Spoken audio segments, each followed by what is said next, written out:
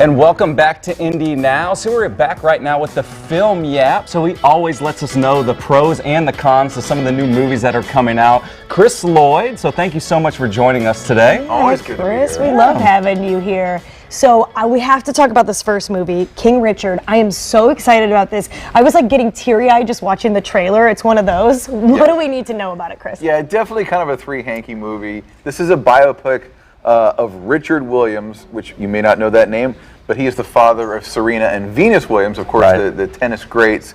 And so this is a story about him raising them as kids to be tennis greats. He was this figure within the tennis world that was sort of controversial, cantankerous. He didn't do the things that he was supposed to do and did things he wasn't supposed to do. One of those. In building them up to, but obviously it worked out, as you can see. And I know you're probably thinking, why are we making a movie about Serena Williams' father?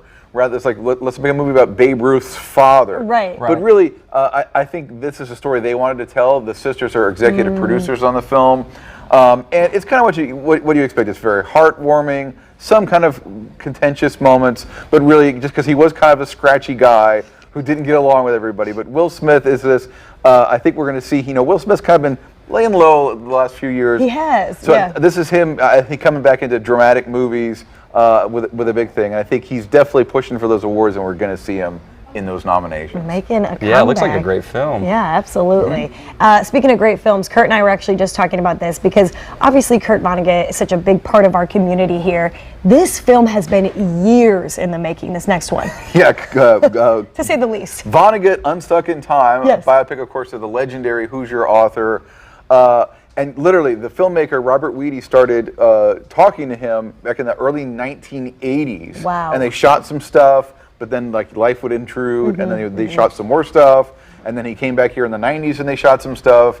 One weird end of thing happening was that they actually became friends, and just very much involved in each other's lives. Phone call. He has all these phone calls from Vonnegut left him, and the movie kind of just became this thing that ended up in the background. But he finally decided, hey, I really want to finish this up. So it's a combination of a traditional documentary biopic, but also really much about their relationship and about the importance of extended family, and really how Kurt Vonnegut, in a lot of ways, really never left Indianapolis. Wow. Awesome. So yeah, moving forward, so we have the Ghostbusters Afterlife. So I know we have a few Ghostbusters in the studio with us today. Oh, so yes, we'll get to that do. a little Just bit a few, later. yeah. But That is- going back to the Can't wait movie. for that. That is some impressive hardware, by the way. So this is... Oh, there they are. There they are, right? So for those who don't know, so of course we had that reboot a few years ago, which some people liked and some people didn't. So this is really a true sort of legacy sequel. We're really trying to carry it on from the last movie in 1989. Jason Reitman, actually is the son of the original director, picks up the mantle. So I haven't seen this one myself, but Nate Richards did catch it last night. Says it's a satisfying and enthusiastic continuation of the story. Of course, the idea is that it's now a couple generations later, Right. and now the kids, and they've moved off into this small town and find out that they are in fact the inheritors of the Ghostbusters legacy. I'm taking my kids to see this tomorrow, and they cannot wait. I'm definitely going to check this one It out too. looks It sounds really interesting. cute. Yeah. Kurt, what else we have? What's up next here? Let's see. So the next one is Zeros and Ones. So tell us a little bit about that one. So small film starring Ethan Hawke, and it's about a guy who, within the story, there was a bombing of the Vatican, and he plays an ex-soldier who kind of gets caught up in this, in the mystery of what's going on, trying to figure out what happened. And also, he has a twin brother who's kind of this radical character who may or may not have been involved in the terrorist activities. And so it kind of just becomes a big whodunit as they chase each other down. Alec Toombs has a review up. Fortunately, says it doesn't quite hit it, but if you're into that sort of mystery thing, you can go check that one out. That kind of movie. Okay, this last one I have to ask you about, Chris.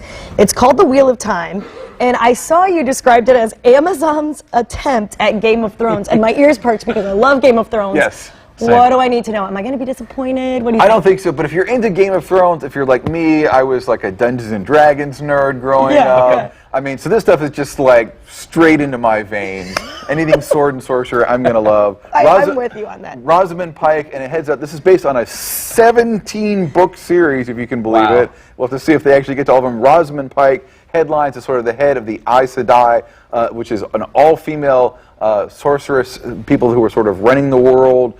Already love it. And she finds 4 young people who may be the Dragon Reborn, which is this sort of destructive figure who nearly destroyed the world thousands of years ago, but now they're hoping that he or she is going to come back in another form and be more Christ-like. So it's just all into this stuff. There's not so much intrigue and political backstory like you have in Game of Thrones. They definitely don't quite have the budget. They didn't recruit a lot of high-profile talent other than Rosamund Pike. You're kind of be like, who's this, who's that? But like I say, if you're into this sort of thing, you're really going to enjoy it. So I've seen almost the entire first season of this. It's 8 shows. So they're debuting 3 episodes today. Really? And then there'll be one new one every week up through Christmas Eve. And it's good stuff, but like I say, if you're looking for that big political story, this is more like lots of chase, and encounters and things like that. Sounds like I'm still going to binge it. Yes. Yeah. Thank you so much, Thank you. Chris. We Appreciate appreciate it. you Yeah. being